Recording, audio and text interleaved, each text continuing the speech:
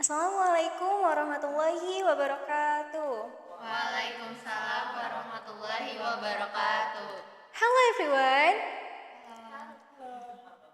Selamat datang di Podmas, podcast mahasiswa Gemas.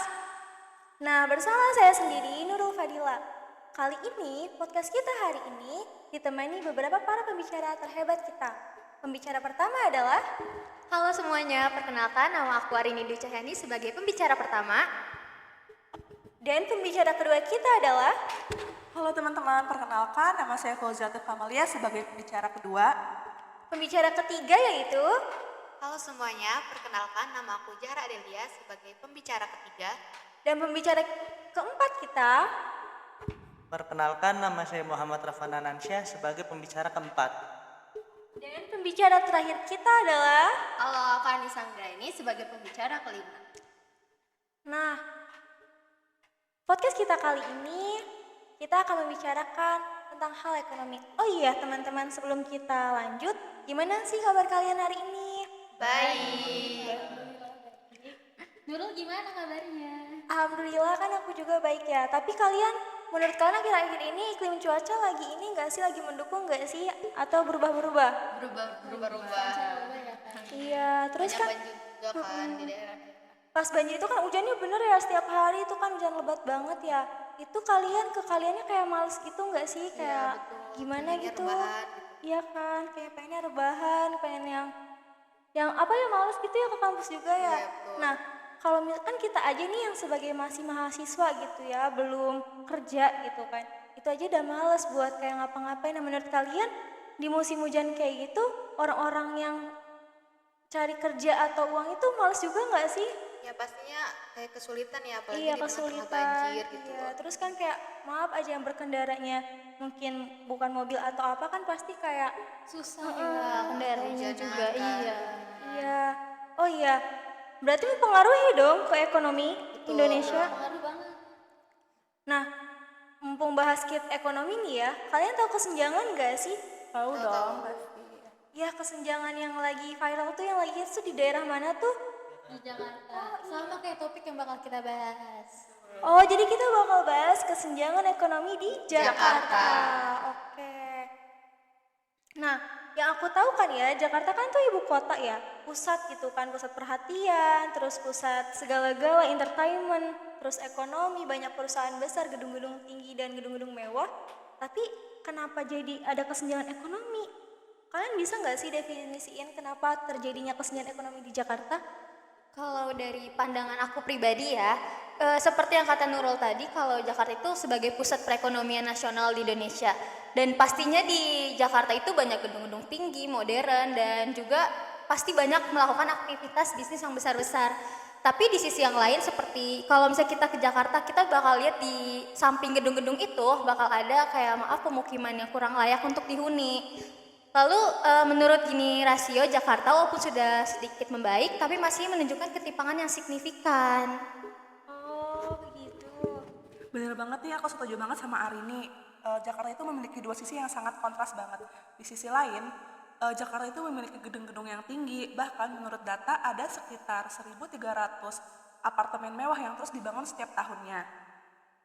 Bahkan banyak mall-mall mewah yang isinya itu barang-barang branded, terus kendaraan-kendaraan mahal yang berseliweran di jalanan.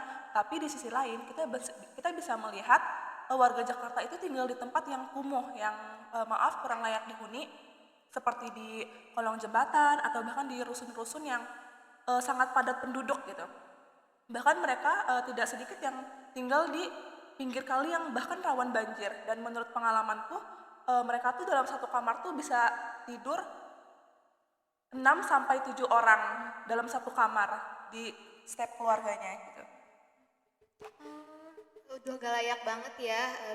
Terus dari data BPS juga bisa kita lihat ya, rasio Gini di Jakarta tuh udah mencapai 0,4% pada tahun 2023. Nah hal itu tuh udah meningkat banget gitu. Bahkan bisa kita lihat sendiri perbedaan kalau kita ke Jakarta gitu ya. Ada orang yang penghasilannya per bulan itu berjuta-juta, namun di sisi lain ada orang seperti buruh yang bahkan mereka per harinya itu nggak cukup gitu untuk memenuhi kebutuhan mereka di kota yang semahal Jakarta. Wah, berarti kesenjangannya sangat terlihat berarti ya. Terus kayak terlihat signifikan gitu kan. Nah, apa sih faktor yang menyebabkan kesenjangan di Jakarta tuh terjadi? Padahal kan kata yang Adel katakan tadi kan kayak ada yang gajinya berjuta-juta, tetapi ada yang punya rumah aja nggak bisa gitu. Bahkan dia harus tinggal di kolong jembatan yang sedangkan tidak layak untuk dihuni gitu. Apa faktor penyebabnya? Penyebab ya, mungkin salah satu penyebabnya itu urbanisasi yang tidak terkendali ya. Karena banyak orang-orang yang dari luar daerah Jakarta itu datang ke Jakarta untuk mencari pekerjaan yang layak. Tapi tidak semua orang itu punya kesempatan yang sama gitu untuk mendapatkan pekerjaan yang layak tersebut. Bener banget tuh, apalagi kan karena saking banyaknya orang yang ke Jakarta, jadi lapangan kerja itu semakin sedikit. Dan juga banyak orang yang memilih kerja di sektor informal seperti buruh harian ataupun kerja eh, kerja serabutan ataupun pedagang kaki lima. Selain dari urbanisasi yang tidak terkendali juga ada kesenjangan pada akses pendidikan dan kesehatan, yang dimana sekolah-sekolah yang berkualitas dan rumah sakit yang berkualitas itu keseringan hanya bisa diakses oleh orang yang mampu secara finansial. Bener juga tuh, apalagi kan karena kondisi ekonomi Jakarta juga tidak agak nggak kurang, terus juga biaya hidup di Jakarta itu besar dan tinggi seperti biaya pokok, biaya kehidupan sehari-hari ataupun biaya properti dan lain-lainnya itu semakin mahal. Wah, jadi faktornya ternyata dari urbanisasi faktor utamanya ya. Jadi dari pelosok-pelosok negeri pada ke Jakarta untuk mungkin niat mereka mencari pekerjaan. Sedangkan di Jakarta sendiri warganya pun ada saja yang belum mampu gitu kan ya. Oh. Terus selain faktor urbanisasi kan berarti gara-gara pendidikan dan kesehatan yang sangat mahal. Jadi bagi yang kurang mampu, kalau misalkan dia sakit kan kayak kurang ini ya, kurang sarana dan prasarananya gitu ya, prasarananya. Nah, kalau misalkan nih kita diemin aja lah kayak ya udahlah Jakarta ini atau nggak ada tindakan nih ya, nggak ada tindakan kebijakan dari pemerintah untuk menangani hal ini, apa sih dampak yang bakal terjadi di Jakartanya? Kalau ngomongin dampak pastinya luas banget ya, mulai dari kriminalitas yang meningkat karena kesenjangan itu, lalu juga seperti kata Rafan tadi akan adanya kesenjangan pada akses layanan dasar, contohnya di pendidikan. Banyak anak-anak dari keluarga yang kurang mampu, yang penghasilannya rendah itu mereka tidak mendapatkan pendidikan yang layak. Lalu juga akan adanya munculnya pemukiman kumuh. Dari di pemukiman ini tuh biasanya dari keluarga-keluarga yang tadi saya sebutkan, ini tuh mereka tidak mendapat pemukiman atau tidak mendapat hunian yang layak untuk mereka tinggali. Lalu menurut data BPS juga hanya sekitar 38% hunian yang layak di Jakarta untuk ditinggali. Lalu ada juga dampak psikolognya. Dampak psikolog ini sangat bahaya ya, karena biasanya itu orang-orang yang karena dampak ini tuh orang-orang berpikir ya mereka itu tidak layak hidup atau hanya menyusahkan saja. Jadi kesenjangan itu bukan cuma soal perbedaan gaya hidup, tapi juga bikin efek jangka yang panjang ke ekonomi. Menurut laporan BPS, daya beli masyarakat miskin di Jakarta itu masih sangat rendah ya. Bahkan di beberapa kelompok, pengeluaran rumah tangga mereka itu turun 10% setahun terakhir. Turunnya lumayan. Iya, betul. Terus kalau daya belinya rendah, jadi ekonomi juga makin sulit untuk berkembang gitu. Wah, berarti dampaknya nggak main-main ya ternyata. Jadi selain dari pendidikan juga terganggu karena tidak ada biaya, jadi dia kayak banyak yang nggak sekolah gitu kan, karena sekolahnya kayak mahal kan, biayanya tinggi. Terus dari kesehatannya juga. Nah, yang paling parah kan sampai mempengaruhi ke psikologis mereka kan. Jadi makanya banyaknya angka kematian kayak bunuh diri, kriminalitas gitu kan, karena dia ngerasanya cari rezeki yang secara halal tuh sulit karena tidak memenuhi kebutuhannya, jadi kayak dia mencuri lah, begal lah dan hal-hal lainnya. Terus kayak bunuh diri karena dia gak punya uang, terus kayak ya udahlah kayak Rasanya udah nggak kayak layak gitu. saya nih gak layak hidup, udahlah mending ini aja gitu kan ya. Oh ya Allah, gak main-main berarti kan.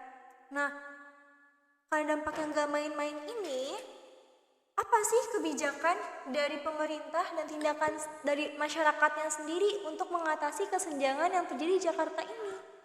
Kalau menurut aku sendiri sih pemerintah harus banget ya memeratakan pembangunan.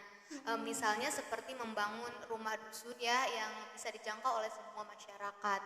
Terus pemerintah juga harus meningkatkan infrastruktur publik sehingga masyarakat yang tinggal mohon maaf di perkampungan kumuh itu bisa mendapat hunian yang lebih layak.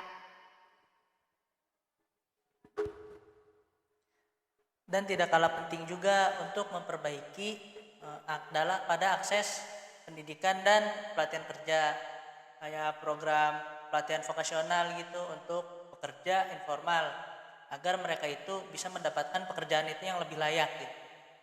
Jangan lupa juga pemerintah itu harus memberikan subsidi ataupun investasi kepada para pekerja di sektor informal seperti kayak UMKM ataupun pengusaha mikro.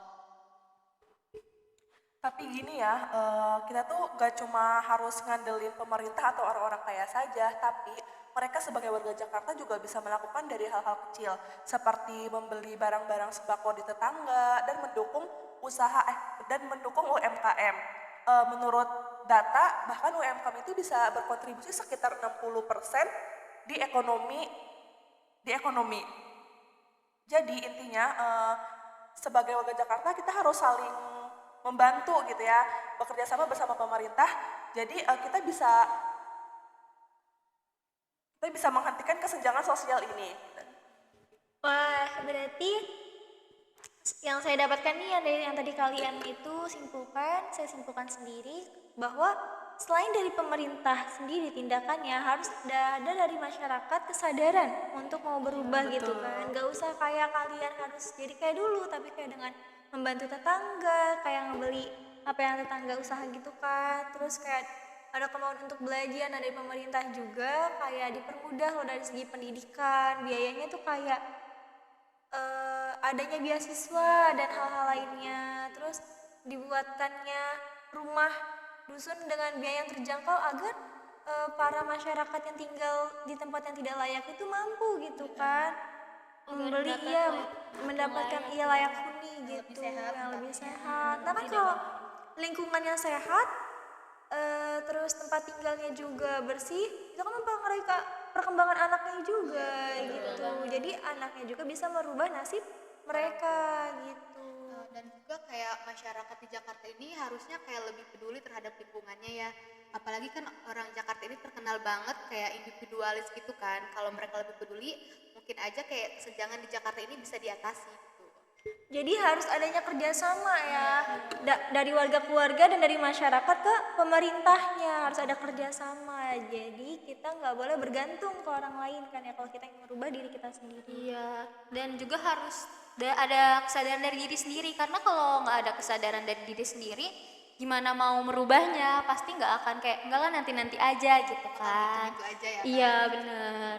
Iya, hilangkan kemalasan gitu ya. Jadi kalau kalian mau kaya jangan males gitu. Iya betul.